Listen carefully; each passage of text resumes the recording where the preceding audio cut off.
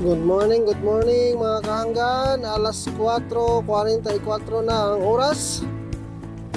Sa kaagahon, para sa announcer sa buong radyo ba?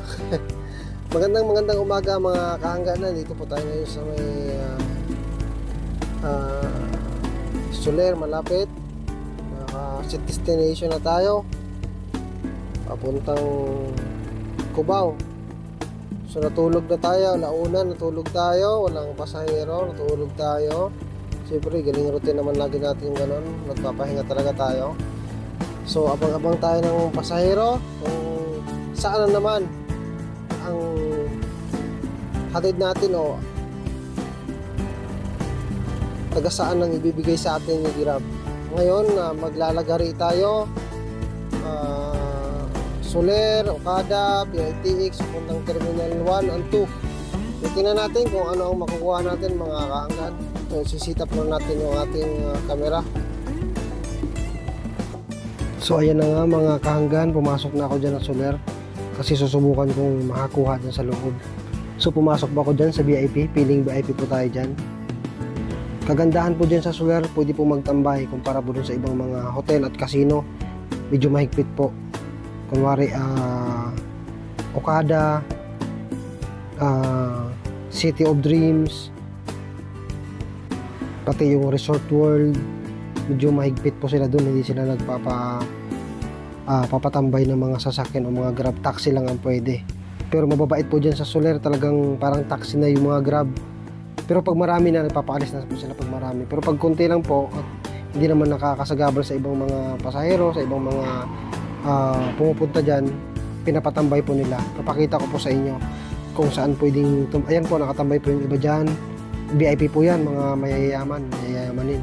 So pwede po dun tumambay kumpara dun sa iba, talagang papaikutin ka, papaalisin kapag wala ka pong pasahero. Pero dyan pwede po, kahit magtagal ka hanggang sa mga ko. Ayan, nakatambay po si Pops. Grab po yan, yung puti na yan, adventure. Yan, parang taxi rin po. Yung pangalawang lane, yan po, sa ipaparking po ako dyan. So pwede pa ako maghintay dyan, pero hindi po pwedeng magtagal tayo dyan dahil siyempre limited lang yung oras. Kung hindi tayo bibigyan dyan, aalis ako, diretso ako ng Okada, pero dadaan lang tayo ng Okada. Dyan po pwede pong tumambay dyan, dyan. Pwede pong tumambay dyan, maghintay tayo ng pasahero. So hindi ko po namamalayan, mamaya't maya dyan binigyan po tayo dyan, pasalamat tayo dyan dahil binigyan agad tayo, diba? Napakaswerte po natin dahil binigyan agad tayo dyan. Bali ang nabuko po dyan Indian national, tsaka yung asawa niya yata Pilipina, kung di ako magkakamali, Pilipina po yung asawa niya. Mabait po sila. So kapag may tiyaga ka talaga, talagang kailangan mong magtiyaga, may nilaga talaga, totoo po talaga yan. Papasukan na pa ako niyan, yan po. Kung makikita ninyo, pinasukan pa ako dyan, Soler Entertainment. Ang hatid po niyan ay sa Makati. So napakaswerte po natin, binigyan po tayo, diba? Kaya tiyaga-tiyaga lang po talaga. Bali nakaset destination na po ako niyan, papuntang Cubao. Po nga po pala sa mga kahanggan natin dyan, ang set destination po ng Grab ay 4 po yan na set destination, pa iba-iba kung nasasay kung paano mo gamitin. Bali po sa isang set destination po, 3 po ang pwedeng makapag-book doon na pasahero, pwedeng maihatid. Diyan po, isang pasahero pa lang nandun sa pinakadulo, nabibigyan ka na, so isa lang magagamit mo. Po niyan, nagamit ko po yung isa ngayon sa isang set destination ko, isa pa lang po nagamit ko. Ang hatid ko dyan ay Makati, so isa nagagamit ko na po yung isa. So pagka-drop ko po niya, titingnan natin kung papasukan na po tayo ng panibagong pasahero. Dahil hanggat hindi ka nakakarating po dun sa set destination mo, hanggang 3 po yan, bibigyan. So mamayat maya nga po dyan, binigyan na po ako dyan. Ang swerte po ng biyahe ko, ng pauwi na yan, set destination ko. Dahil mamayat maya po, binigyan ulit ako niyan. Ayan po, binigyan po ako. Sa Secret Door po yan, sa Kalayaan. Poblasyon po, marami po nagpa-party-party po kasi dyan ng araw ng Biyernes, so inumaga na po, Sabado na po ng umaga yan. So marami po nagiinom dyan, party-party. So yan po ang pasahero natin. Maswerte po. So dalawa na po ang ating nagamit sa isang set destination natin. Isa na po ang magagamit natin. So pangalawa na po yan. Bali ang hatid po niyan ay nasa Pioneer po. Sa Pioneer, sa Brickstone. So mabilis lang po ang biyahe niyan, nasa 12 minutes to 11 minutes lang po kasi Kalayaan, JP Rizal, tapos EDSA na po, tapos Pioneer, napakabilis na pong biyahe. Kaya Sabado naman po, wala pong traffic, napakaganda pong pasahero na yan na binigay sa atin. At 185 lang po yan, okay na po yan. Neto na po yan, bawas na po si Grab dyan. So wala na siyang, sa 185 mo yan, solo na po natin yan, wala nang bawas. Kasi automatic po, nagbabawas na agad si Grab ng kanilang komisyon. Nakikita nyo sa screen, yun na po yung kita natin. Yun po ang kagandahan sa Grab. Mabilis lang po ang biyahe. Dito naman po kasi sa Grab talagang tiyagaan lang po ang kailangan. Puhunan po yan. So hindi lang po basta tiyaga lang po, hindi po ganun yun. May tamang diskarte po dito. Sasamahan po yung diskarte. Masipag ka na, matyaga ka pa, plus diskarte. Yun po ang sa Grab. Hindi po pwedeng tiyaga lang o masipag ka dahil dito po may tamang diskarte. Kung hindi ka marunong dumiskarte, naku, wala, patay ka dyan.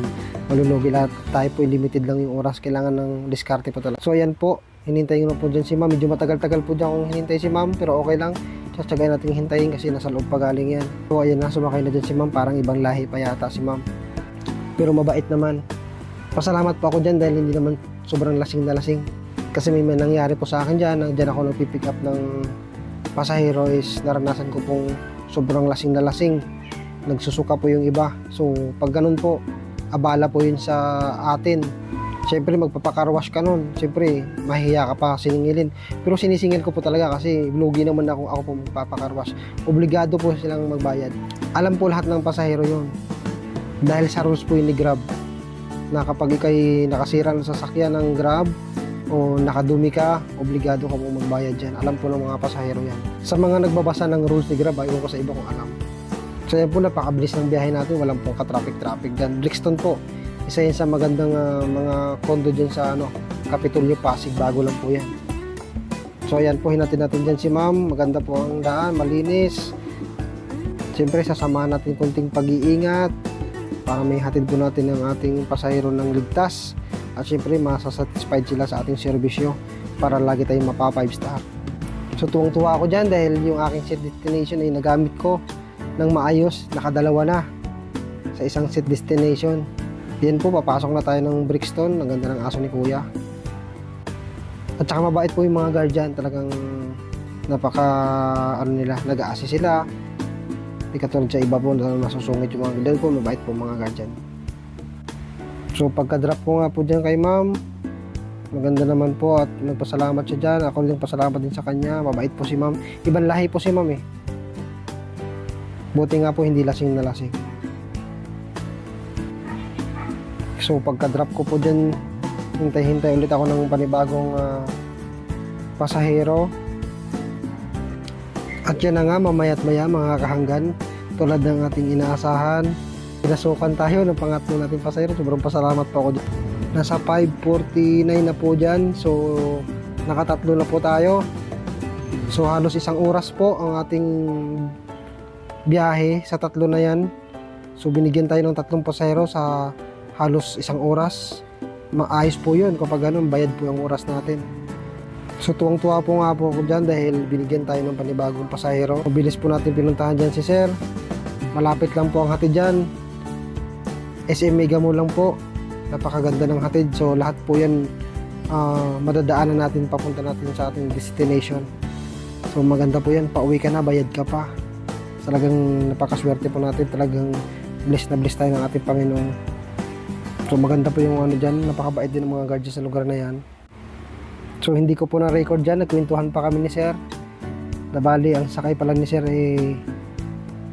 sa Alps na mga bus. Papunta pala siya ng Batangas. So nagkukwentuhan po kami dyan. Hindi ko na-record yung kwentuhan namin dahil nalobat pala yung aking microphone. So hindi ko po ma-record yung aming kwentuhan.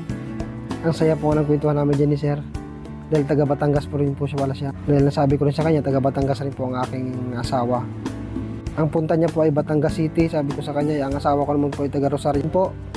Sa Mega Mall, dyan po yung hinatid sa Alps na bus. Yan po yung pinakahuli natin na pasahero. So yun mga kahanggan, nakatatlo tayo ng pasahero. Kagandahan doon, bayad ang oras natin pa uwi. So uwi po tayong masaya dahil maganda ang ating biyahe. Sa isang destination po natin, nakumpleto natin yung 3. So hanggang dyan lang mga kahanggan, abang-abang ulit tayo sa ating panibagong biyahe, panibagong vlog, abang-abang po tayo. Kita-kits po tayo sa kalsada, ingat po tayo palagi at naway gabayan po tayo ng ating Panginoong Diyos. Mag-iingat po tayo palagi.